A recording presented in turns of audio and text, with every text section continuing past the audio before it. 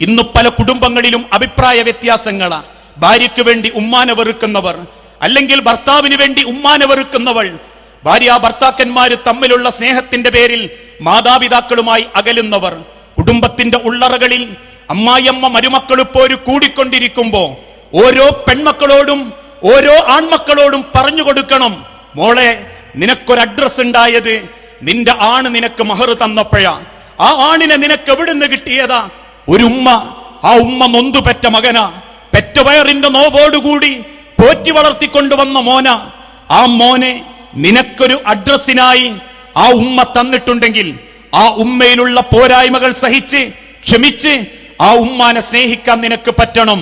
അല്ലാതെ കെട്ടിയതിന്റെ 4ാമത്തെ ആഴ്ച എങ്ങനെയെങ്കിലും തലയണ മന്ത്രം നടത്തി എന്റെ ആണിനെയും വിടർത്തി ഒരു 4.5 സെന്റോ 5 സെന്റോ വാങ്ങി രക്ഷിതാക്കളെ അവഗണിക്കുന്ന ഒരു മനോഭാവം, ഒരു ചിന്ത ഒരു മക്കൾക്കും ഉണ്ടാകാൻ പാടില്ല. അങ്ങനെ സ്നേഹിക്കാൻ ആൺമക്കളാണോ? ആ ആൺമക്കളുടെ ഭർത്താക്കൾ ഉമ്മമാരോട് തന്റെ അമ്മായിയമ്മ എന്ന നിലക്കല്ല ഇസ്ലാം പഠിപ്പിക്കുന്നത്. മോളെ, നിന്റെ മാതാപിതാക്കൾ, അതേപോലെ തന്നെ നിന്റെ ഭർത്താവിന്റെ മാതാപിതാക്കൾ, രണ്ടുപേരും നിനക്കൊരുപോലെ തുല്യരാ. എനിക്കൊരു പെണ്ണിനെ തന്നതും എന്റെ കുടുംബത്തിൽ എന്റെ അംഗസലം വർദ്ധിപ്പിച്ചതും എന്നെ വാപ്പ എന്ന് വിളിക്കാൻ എനിക്കൊരു പൈതലുണ്ടായതും എന്റെ പെണ്ണിന്റെ വേദന കൊണ്ടാണെങ്കിൽ ആ പെണ്ണിനെ കൈപിടിച്ചു തരുമ്പോ എന്റെ മകളെ ഞാൻ നിനക്ക് തന്നു എന്ന് 19-20 കൊല്ലം പൊന്നുപോലെ നോക്കിയ ആ മകളെയാണ് എനിക്ക് തന്നതെങ്കിൽ ആ പെണ്ണിനെ ഞാൻ മരണം വരെ പൊന്നുപോലെ നോക്കണം.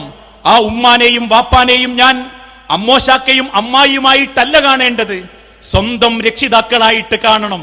അതാണ് ഇസ്ലാമിന്റെ ബന്ധം.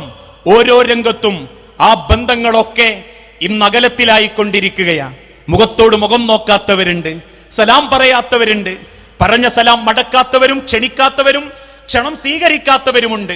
ലോകത്തിന്റെ തിരുദൂതൻ പറഞ്ഞ വാക്കുകൾ സത്യമാകുന്ന രൂപത്തിൽ അവനുണ്ടെങ്കിൽ ഞാൻ അങ്ങട്ടില്ല എന്ന് വാശി പറയുന്നവരുണ്ട്. അവൻ എന്നോട് സംസാരിച്ചാൽ ഞാൻ പിന്നെ അവിടെ നിൽക്കില്ല എന്ന് പക പറയുന്നവരുണ്ട്. അവസാനം വയക്കും വക്കാണവും പിണക്കവും ഏതുവരെ നമ്മൾ കൊണ്ടു നടക്കും? മരണം വരെ. അവസാനം മരിക്കുന്ന സമയത്ത് പോലും ആ പിണക്കം നമ്മൾ മാറ്റാറില്ല, അല്ലേ? മരിച്ചു കിടക്കുന്ന ഒരു മനുഷ്യന്റെ മയ്യത്തുസ്കാരത്തിൽ പങ്കെടുത്തപ്പോ 2 ആഴ്ചകൾക്ക് മുൻപ് ആ മയ്യത്തിനെ കബറിലേക്ക് വെക്കുന്ന സമയത്ത് ആ കബറിലേക്ക് വെക്കുന്നതിന്റെ അരികിൽ നിൽക്കുന്ന ഒരു മനുഷ്യൻ പറഞ്ഞൊരു വാക്കുണ്ട്. ആ മയ്യത്തിനെ നോക്കിയിട്ട്, എന്തൊക്കെ കാണിച്ചു കൂട്ടിയ മനുഷ്യനാ, അവസാനം കിടക്കുന്ന കിടപ്പ് കണ്ടോന്ന്. അത്രയുള്ളൂ മനുഷ്യരെ ദുനിയാവിൽ. എന്തൊക്കെ ചെയ്തു കൂട്ടിയാലും കാണിച്ചു കൂട്ടിയാലും 6 അടി മണ്ണിലേക്ക് മടങ്ങിപ്പോകേണ്ടവർ. ആ ബന്ധങ്ങൾ ഇന്ന് പലരും അലോഗ്യത്തില.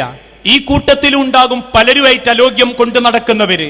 വാപ്പാനോട്, ഉമ്മാനോട്, വേലിക്കപ്പുറത്തുള്ള അയൽവാസികളോട്, കുടുംബക്കാരോട്, ബന്ധക്കാരോട്, മകൻ കെട്ടിയ വീട്ടുകാരോട്, മകളെ കെട്ടിയ വീട്ടുകാരോട്, ഓരോ ബന്ധങ്ങളും ചെറിയ കാരണത്തിന്റെ പേരിൽ തമ്മിൽ അകന്നു നടക്കുന്ന ആളുകൾ. എന്തേ പിണങ്ങാനുള്ള കാരണം? നാട്ടുകാർക്കിടയിൽ ചില കാര്യങ്ങൾ പറയുമ്പോ ചില ആളുകൾ പിണങ്ങാനുള്ള കാരണം പറയുന്നത്, എല്ലാരെയും 1.5 മാസോ 1 മാസം മുൻപേ കല്യാണം വിളിച്ചു, എന്നെ മാത്രം വിളിച്ചത് ഒരാഴ്ച മുൻപാ. അതാ ആ കല്യാണത്തിന് നമ്മൾ പോകാതിരിക്കാനുള്ള കാരണം. അതാ ആ കുടുംബക്കാരുമായിട്ട് പിണങ്ങാനുള്ള കാരണം. മരിച്ച വാപ്പാന്റെ വീതം വെച്ച സ്വത്തിൽ അതിരിട്ട കല്ലിന്റെ പേരിലാ മക്കള് തമ്മിൽ തെറ്റിയത്. അല്ലെങ്കിൽ കയറി വന്നപ്പം ക്ഷണിക്കപ്പോ സൽക്കാരം കുറച്ചു കുറഞ്ഞുപോയി, ആ സ്വീകരണത്തിൽ ഒരു കുറവ് വന്നു എന്ന കാരണത്തിന്റെ പേരിലാ പിണക്ക്.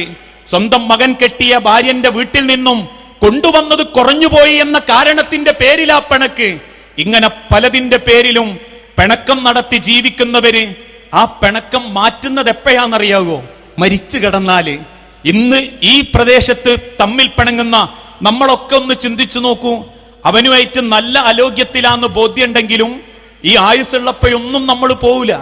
അവസാനവും മരിച്ചു, ഇന്ന് അഹമ്മദ് മരിച്ചു, അല്ലെങ്കിൽ ജബ്ബാർ മരിച്ചു എന്ന് കേൾക്കുമ്പോ ഒന്ന് പോയി കണ്ടു കളയാന്ന് കരുതി മക്കളെയോ അല്ലെങ്കിൽ കുടുംബത്തിനെയോ കൂട്ടി ആ മയ്യത്തിന്റെ അടുത്ത് ചെല്ലും. ആ മുഖത്തേക്കൊന്ന് നോക്കും. ആ മുഖത്ത് നോക്കിയ ഒരു മറുപടി നിങ്ങൾക്ക് കിട്ടൂല. അല്ലെങ്കിൽ നിങ്ങൾ ചെയ്ത ഒരു പൊരുത്തം വാങ്ങാൻ നിങ്ങളെ കൊണ്ട് പറ്റൂല. ആയുസ്സുള്ളപ്പോ പോകാതെ മരിച്ചതിന് ശേഷം പോകാൻ ഇസ്ലാം പഠിപ്പിച്ചിട്ടില്ല. ആയുസ്സുള്ളപ്പോ കയറി ചെല്ലാൻ, ഒന്ന് കൈ പിടിക്കാൻ, ഒന്ന് ലോക്യം പുതുക്കാൻ എന്തിനാ മനുഷ്യരെ നമുക്ക് മടി? നമ്മൾ അത്രമാത്രം വലിയവന്മാരായി പോയോ? അല്ലാഹു തആല നമ്മളോട് പൊറുക്കുന്നില്ലേ, ക്ഷമിക്കുന്നില്ലേ? ഒരുപാട് പാപത്തിന്റെ സാഗരം ചെയ്തിട്ടും അല്ലാഹു നമ്മളോട് കാരുണ്യം കാണിക്കുന്നില്ലേ?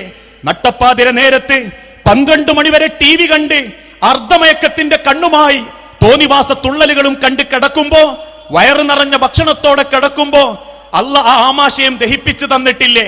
നേരം വെളുക്കുമ്പോഴേക്കും ആവശ്യമുള്ളത് വിസർജ്യ ഭാഗത്തേക്കും ആവശ്യമുള്ളത് ശരീരത്തിന്റെ പല ഭാഗത്തേക്കും അല്ലാഹ് നമുക്ക് ദഹിപ്പിച്ചു തന്നിട്ടില്ലേ?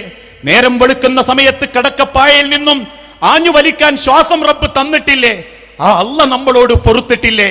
അല്ലാഹ് നമ്മളോട് വിട്ടുവീഴ്ച ചെയ്തിട്ടില്ലേ? അള്ളാന്റെ അന്ത്യപ്രവാചകൻ മുഹമ്മദ് റസൂല് പോലും മനുഷ്യ സമുദായത്തോട് വിട്ടുവീഴ്ച ചെയ്തിട്ടില്ലേ? ഒരിക്കൽ ഗനീമത്ത് സ്വത്ത്, യുദ്ധസ്വത്ത് വീതിച്ചു കൊടുക്കുമ്പോ ഒരു സഹാബിക്ക് കൊടുത്തത് അല്പം കുറഞ്ഞുപോയി. ഉടനെ അദ്ദേഹം തന്റെ ആളുകൾക്കിടയിൽ നിന്ന് 1000 സഹാബത്ത് കൂടി നിൽക്കുമ്പോ റസൂലുള്ളാന്റെ മുഖത്ത് നോക്കി ചോദിച്ചു, മുഹമ്മദേ, നിന്റെ വാപ്പാന്റെ മുതലൊന്നും അല്ലല്ലോ നീ ഇങ്ങനെ കണക്കാക്കി കൊടുക്കാൻ? തിരുദൂതൻ തിരിച്ചു പുഞ്ചിരിയോടെ പറഞ്ഞു, എന്റെ വാപ്പാന്റെതായിരുന്നെങ്കിൽ നീ ആഗ്രഹിക്കുന്നത്ര ഞാൻ തരുമായിരുന്നു. അല്ല പൊറുത്തിട്ടുണ്ട്, വിട്ടുവീഴ്ച ചെയ്തിട്ടുണ്ട്. അള്ളാന്റെ പ്രവാചകൻ പൊറുത്തിട്ടുണ്ട്, വിട്ടുവീഴ്ച ചെയ്തിട്ടുണ്ട്.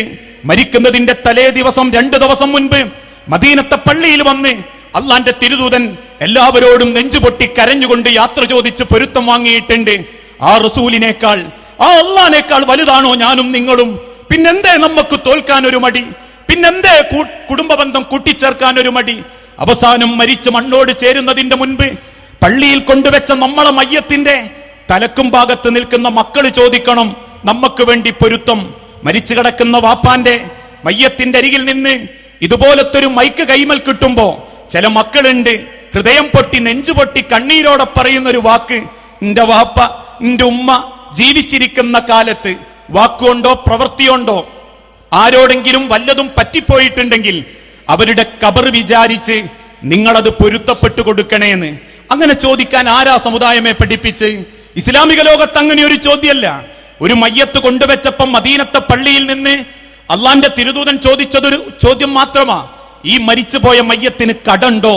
കടം വീട്ടാൻ കഴിവുണ്ടായിട്ടും കടം വീട്ടാത്ത മയ്യത്താണോ? ആണ് തിരുദൂതരെ എന്ന് സഹാബത്ത് പറഞ്ഞാൽ ആ പള്ളിയുടെ അരികിലുള്ള ഈത്തപ്പന ഓല മാറ്റി പുറത്തിറങ്ങി തലയും താഴ്ത്തി തിരുദൂതൻ തിരക്കിട്ട് നടക്കും. അതല്ലാതെ മരിച്ചു കിടക്കുന്ന വാപ്പാക്ക് വേണ്ടി മക്കളോട് പൊരുത്തം വാങ്ങാൻ ഇസ്ലാം പഠിപ്പിച്ചിട്ടില്ല. മരിച്ചു കിടക്കുന്ന മക്കൾക്ക് വേണ്ടി മക്കളെ മക്കളോട് പൊരുത്തം വാങ്ങാൻ ഇസ്ലാം പഠിപ്പിച്ചിട്ടില്ല. ആയുസ്സുള്ളപ്പോ പരസ്പരം സ്നേഹിച്ചും ബഹുമാനിച്ചും നമുക്ക് ജീവിക്കാൻ സാധിക്കണം. ഭാര്യാഭർത്തൃ ബന്ധമാണോ, അയൽപ്പക്ക ബന്ധമാണോ, മാതാപിതാക്കളും മക്കളും തമ്മിലുള്ള ബന്ധമാണോ, ഓരോ ബന്ധങ്ങളെയും പവിത്രമായി കൊണ്ടു നടന്ന് ഹൃദയം തുറന്ന് സ്നേഹിച്ച് തമ്മിലിണങ്ങി സന്തോഷിച്ച് മുൻപോട്ട് ജീവിക്കാൻ സാധിക്കുമ്പോൾ മാത്രമേ നമ്മൾ ചെയ്യുന്ന ഏതൊരമലും അള്ളാന്റെ അടുത്ത് സ്വീകരിക്കപ്പെടുന്നുള്ളൂ.